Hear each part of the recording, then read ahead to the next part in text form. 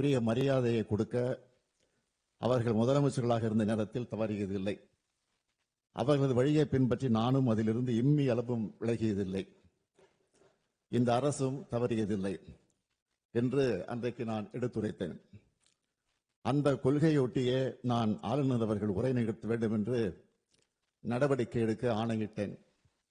எனினும் மாண்புமிகு ஆளுநர் அவர்கள் ஏற்கனவே நடந்து கொண்டது போலவே மீண்டும் இன்று செயல்பட்டிருப்பது மிகவும் வருத்தத்திற்குரியது.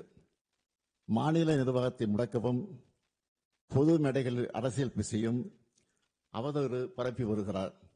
அது அவர் சொந்த விருப்பம் என்று கருதலாம்.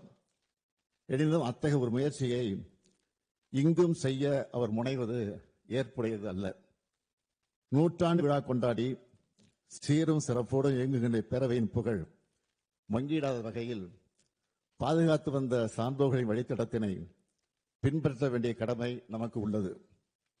வரலாற்று பெருமை கொண்ட பேரவையின் மாண்பினை பாதுகாக்க வேண்டிய முதல் பொறுப்பு எனக்கு உள்ள காரணத்தால் கீழ்காணும் தீர்மானத்தை மாண்புமிகு பேரவைத் தலைவர்களின் இசைவோடு சட்டமன்ற பேரவை விதி 17 தளர்த்தி முன்மொழிந்திட அனுமதி கோருகிறேன்.